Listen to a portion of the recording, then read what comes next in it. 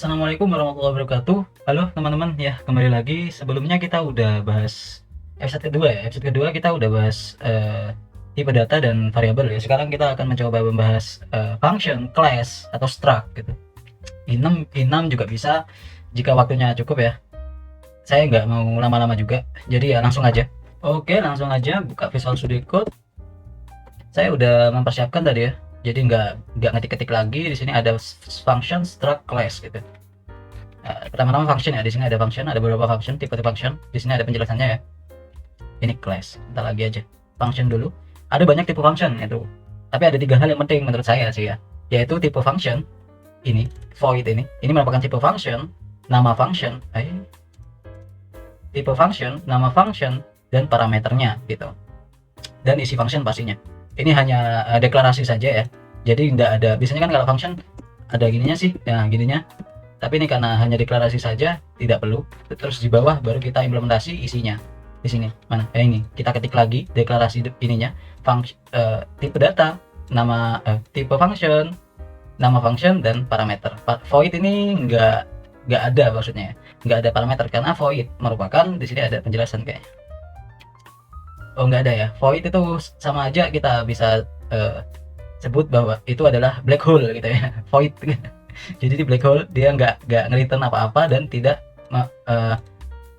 membutuhkan parameter apa-apa. Jadi saat kita panggil, kita hanya salam gini tok doang. Kita panggil function itu tersebut. Ini setup ya, seperti biasa setup dan loop agar tidak bingung. Bentar, saya gedein aja ya biar kalian kelihatan juga. Nah, di sini ini function tanpa return type dan parameter. Dia tanpa return type dan parameter. Jadi void ya. Return type dan parameter. Namun ini nama functionnya adalah salam. Function kopong gitu ya. Nah, yang kedua itu adalah function tanpa return type tetapi dengan satu parameter gitu. Function dapat memiliki lebih dari satu parameter gitu. Dengan nama yang sama. Contohnya bisa misalnya gini, ini ada nama yang sama nih, ada dua function tapi kok nggak error gitu karena di sini return type-nya parameternya itu ada dua, di sini ada dua, di sini ada satu, jadi dua implementasi. Kita harus mengimplementasinya kan juga dia dua, ini ada dua tipe gitu. Nah di sini nih, di sini salam kepada, dia menerima nama doang. Saat kita panggil salam kepada Rizal gitu ya, salam kepada Rizal cerah. Di sini ada cerah merupakan cuaca gitu kan. Ini function. Biasanya saat kita nggak tahu apa yang harus diisi dalam parameter, biasanya kita saat manggil function pada library gitu ya. Di sini di Visual Studio Code kalian bisa lihat nih apa yang dibutuhkan. Nah ini salam kepada konsen nama. Kita lihat.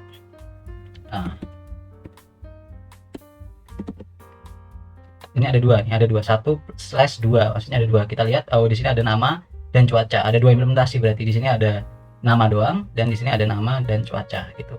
Oh berarti dia menerima const-char seperti episode kedua kemarin. Const-char merupakan string ya, jadi const-char nama, const-char cuaca gitu. Kita bisa juga menggunakan string juga, tapi saya lebih suka menggunakan const-char ya, lebih simpel. Nah setelah itu, nah di sini beda nih, bukan void nih. Beda dengan pemrograman lain kan biasanya function itu memiliki keyword sendiri ya. Biasanya kalau Python itu def gini ya, def nama function, baru di sini return type-nya. Nah, misal kalian kalian pernah ngoding Python, kalian pasti tahu nih cara menulis function di Python gitu kan. Namun di C atau C++ itu return type-nya itu ada di sini, di pertama, bukan sebelah sini gitu. Kita juga bisa, tapi itu C++ cuma C++ doang ya. C gitu nggak bisa juga, aku nggak tahu kalau di Arduino itu bisa atau tidak ya. Setahu aku itu ada ini function gini ya. Ini param lah ya, const-char, terserah. Nah di sini ada return type, di sini misalnya in. Nah gini, ini juga bisa kayaknya. Iya bisa, nggak error nih.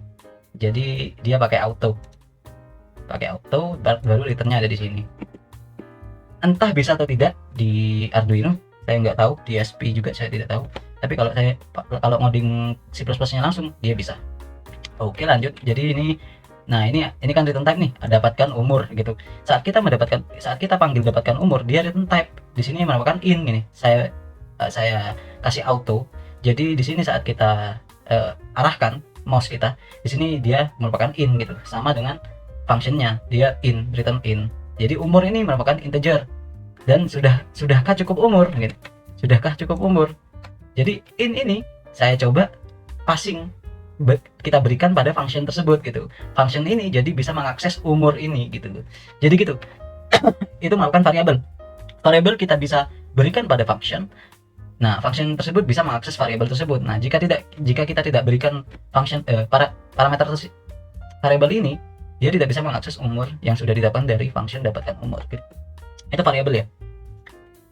Fungsinya variabel itu juga, misalnya kita mau ini in apa ya, float aja, float suhu 0. Misalnya kalian ada get suhu gitu, ada function get suhu, yaitu biasanya ada di library gitu ya, ada di library dimana dia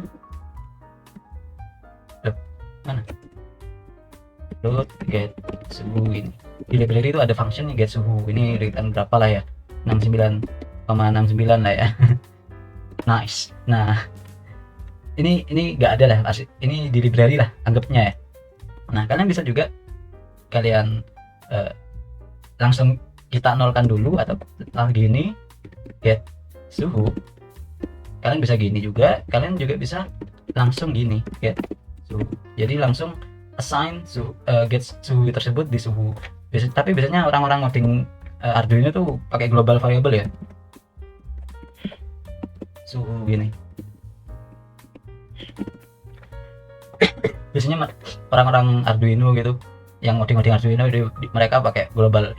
Maksudnya global, variabel tersebut itu di luar function. Ini namanya closure, entah apa namanya, dia block. Jadi saat kita memiliki variabel di sini, variabel di dalam function tertentu ya, get suhu ini ya, misalnya in jumlah sensor 5 gini ya. Di sini kita tidak bisa mengakses jumlah sensor, misalnya jumlah serial print. Misalnya kita beri kita tidak bisa mengakses jumlah sensor karena jumlah sensor itu undefined, dia tidak ada di mana-mana. Meskipun kita taruh di setelah get suhu, kita masih belum bisa mengakses jumlah sensor. Oleh karena itu orang-orang ngoding Arduino itu kadang mereka pakai global variable, maksudnya di luar blok nih. Ini curly brace ini apa ini? Kurung pentil ya. Apa nih namanya ini? Curly brace ya. Nah, itu itu menutup semua akses yang ada di dalam ini. Jadi semuanya, jadi misalnya kita taruh di global variable, semua function ini yang di bawah selalu ditaruh atas ya. Jadi ini urut ya. Misalnya kalian ini variabel ini ditaruh di bawah setup ini ya. Ditaruh di bawah setup contohnya. Ditaruh di bawah blok setup. Nah, kita misalnya mengakses jumlah sensor. Kenapa kok bisa? Nah, jumlah sensor. Kok bisa? Coba kita compile. Seharusnya nggak bisa sih. Nah, ini jumlah sensor ini nggak bisa ternyata. Was not declared in this scope. Scope namanya ya. Kita sebut blok aja ya. Di sini aslinya namanya scope. Dia apa? Scope itu apa namanya itu ya? Seperti hanya di sini yang bisa diakses oleh function di dalamnya gitu, hanya di dalam function gitu. Di blok aja lah ya, di blok ini blok namanya. Jadi di luar blok tidak bisa mengakses variabel yang ada di dalam blok gitu, kecuali dia return. Oleh karena itu di sini return, jadi kita bisa mengakses, misalnya ada float suhu, misalnya ini ya, terus kita return suhu. Nah, di sini suhu dia di return, jadi kita bisa mengakses suhunya gitu. Ini terserah, jadi bisa kita ganti namanya suhu dari function juga bisa, nggak perlu sama namanya. Ini nama terserah kita mau menamakan apa variabel tersebut gitu. Nah, itu adalah function dengan return type. Ini bool juga ada nih, sudah cukup umur. Nah, berfungsi modifikasi mendapatkan value dari instruksi di dalamnya gitu, di dalam blok tersebut. Ini ingat ya, ini merupakan hanya deklarasi doang. Di sini ada declare function. Biasanya kita taruh di atas, paling atas ya. Ini paling atas lah ya. Taruh paling atas, terus di bawah tanahnya implementasinya, blok-bloknya ini ada blok isi function tersebut. Misalnya, nah di sini kita tulis lagi ya, misalnya const nama. Nah, kita bisa mengakses nama tersebut. Nama ini kita bisa akses, dan ini cuaca kita bisa akses. Kita bisa ngapain aja dengan function tersebut, variabel tersebut yang diberikan pada function ini. seperti ini, sudahkah cukup umur. Dengan umur kita cek if else ini bisa, jika kalian tidak tahu, masa tidak tahu sih ya, kalian harus tahu nih. If else dia mengecek ya, misalnya umur lebih besar dari 30, bahwa di sini kita print ini dengan maaf Anda terlalu tua gitu.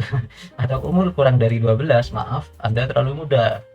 Dan jika di antara kedua ini, baru selamat Anda cukup umur. Dengan return, seharusnya return true ini. Return false, false, true gitu. Jadi kita return bool. Seperti kemarin, bool itu adalah false dan true, benar atau salah. Dan di sini untuk class ini sepertinya lebih sedikit susah ya untuk dijelasin, tapi bisa kita anggap aja ini sebagai library gitu. Biasanya kan saat kita mengakses library itu kan biasanya gini ya, misalnya wifi, dan wifi ini adalah misalnya ada char SSID, ini wifi ku, char password di kawak bola apa itu ya. Nah di sini kalian passing SSID dan password, atau saat begin biasanya ada begin juga kan. Di sini saya di dalam setup biasanya ada begin, WP begin, saya namain WP ini guys. Nah WP begin, nah di dalam asik, nah ini sebenarnya itu class namanya ya. Setiap library dia mereka itu biasanya menggunakan class. Jadi kalian, saya beritahu sedikit ya tentang class. Class ini merupakan objek gitu, objek yang memiliki beberapa function, isinya beberapa fungsi dan variabel gitu. Nah contohnya di sini di private ini kita tidak bisa mengaksesnya gitu. Misalnya kalian lihat class gitu, terus ada private, di bawah private ini kita tidak bisa mengaksesnya gitu, kecuali di sini ada function. Biasanya itu dinamakan getter ya, get SSID gitu. Nah gini biasanya get SSID itu biasanya dia return SSID ini yang private ini untuk mendapatkan SSID-nya gitu. Dalam library wifi juga sepertinya seperti itu. Kita lihat aja langsung ya. Include wifi client lah ini ya. Kita lihat wifi client. Nah di wifi client ini, nah ini ada class-class nih, banyak nih malah. Dia malah inheritance ya. Inheritance kita tidak perlu, sepertinya kalian tidak perlu mengerti ya. Jika kalian ingin fokus ke C++, kalian harus mengerti. Nah di sini kita fokus ke wifi clientnya aja. Wifi client di sini ada protected malah.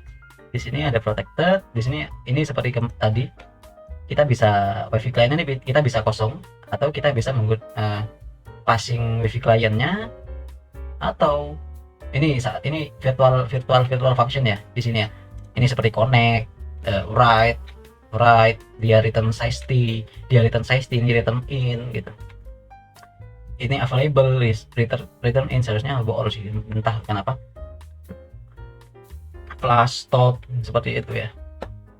Serial aja itu class ya. Serial itu class. Misalnya serial yang sering kita pakai itu ini serial.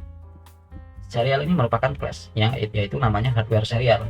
Hardware serial ini class ya. Ini class, dia public stream. Inheritance di sini serial ya. Ini ada begin ada, kalian bisa memberikan baud rate doang, atau dengan serial config, atau dengan serial mode. Update baud rate ini jarang kita pakai. Biasanya yang available ini biasanya kita pakai untuk ngecek bahwa serial itu tersedia menerima byte gitu.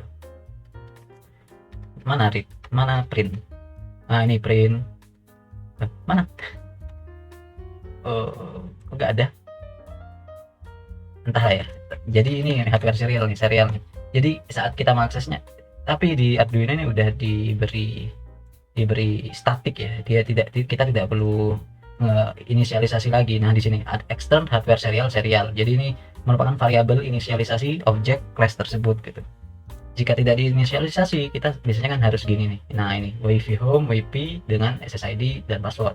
Kadang juga seperti tadi di sini saya biasanya wifi hehe gitu ya, dia kosong ini dengan SSID 0 pointer dan password 0 pointer. Jadi di sini, karena di sini nih yang nggak ada ini, nggak perlu, biar kalian nggak bingung lah ya. Nah di sini kan class, terus nggak ada return type-nya, langsung wifi home gini, nama class-nya terus gini. Ini namanya inisial konstruktor dia membuat class tersebut. Saat kita memanggil class membuat variabel dari class tersebut, kita memanggil ini. Misalnya ini kita buat WP ini ya, buat WP kita passing SSID dan password, berarti manggil yang ini, yang SSID dan password. Jika kosong juga bisa, karena kita berikan kosong tadi itu. Jika tidak ada, dia akan error kalau nggak salah ya. Ini errornya di mana nih? Nah, kita compile dulu lah. Ini compile ya, di sini compile. Nah, ini ada errornya. Nah, WP ini. Error no matching function for call to wifi nggak ada yang kosong. Jadi harus kita provide dengan SSID dan password khusus gitu. Jadi bisa kita lihat juga seharusnya. Jadi saat misalnya di example gitu, example wifi MQTT itu, kalian lihat apa sih fungsinya, isinya apa saja. Ini ada begin, atau biasanya void write, void get value ya, gitu, untuk mendapatkan value-nya. Biasanya seperti sensor-sensor seperti itu. Easy kok, easy. Untuk struct hampir sama dengan class ya, tapi jarang dipakai. Saya jarang melihat library yang menggunakan struct. Entah kenapa. Padahal struct ini sama seperti class. Ini struct. Nah, struct ini sama seperti class ya. Ada anunya, kita bisa ada konstruktornya, terus ada misalnya void begin, hampir sama, tapi ini default dia public. Jadi default kita bisa mengakses semuanya. Misalnya kita tidak memberikan ini, kita bisa mengakses semuanya jika di struct ya. Tetapi jika di class, misalnya ini kan kita otomatis public ya, misalnya kita hapus semua, seharusnya kita tidak bisa mengakses WP. Nah, biar errornya keluar. Nah, nih wifi is private error. wifi konstruktornya itu adalah masih private gitu. Jadi secara default class itu private ya. Jadi kita harus public. Kalian bisa melihat juga biasanya kalau ada di library gitu. Jadi misalnya kalian tidak misalnya copas dari codingan orang gitu, tapi kalian saat ingin mengimplementasikan baru gitu, saat kalian ingin menambahkan fitur-fitur, kalian pasti bingung jika kalian tidak tahu maksud dari coding tersebut kan. Nah, oleh karena itu di sini saya awal-awal dulu menjelaskan dasarnya doang ya, agar kalian tahu kedepannya nanti saya saat kita saat belajar bareng kedepannya mulai berkembang, kalian juga mengerti juga gitu kan ya. Alhamdulillah sudah sepertinya inam ya. Untuk inam ya, inam simple, inam, tapi jarang dipakai. Kalian tidak perlu menggunakan ini. Enumeration, inam ini habis apa? Index biasanya untuk indeks ya, indeks suhu. Nah, indeks jarak, koma, jumlah, tapi jarang banget dipakai. Nah, di sini otomatis enum itu jika kita tidak memberikan value, otomatis dia adalah 0, 1, 2. Nah, ini biasanya dipakai itu untuk mengakses array, misalnya index array. Nah, dia ukurannya aja jumlah indeks gitu. Indeks array full libris. Nah, di sini dia jumlahnya 2, seharusnya 2. Nah, jumlahnya 2, jadi kita bisa langsung akses misalnya indeks seperti kemarin kita mengakses array gitu kan, indexing, tapi di sini indeks itu cuma untuk apa ya, biar nggak bingung aja ini kita mengakses indeks yang apa gitu. Indeks bukan untuk nggak bingung juga sih, ini apa, readability gitu, bisa gampang dibaca gitu mas. Oh, kita mengakses indeks suhu ternyata gitu. Nah, di enum ini seperti itu fungsinya ya. Agak perlu ini tuh. Laptop saya sangat panas. Sepertinya cukup dulu seperti ini dulu ya. Selanjutnya kita baru membuat langsung dengan microcontrollernya. Kita langsung ke microcontroller ya. Kita mencoba WiFi, kita mencoba library, kita mencoba MQTT dengan Python dan Node.js yang sebelumnya kita udah download ya. Oke, begitu aja. Terima kasih.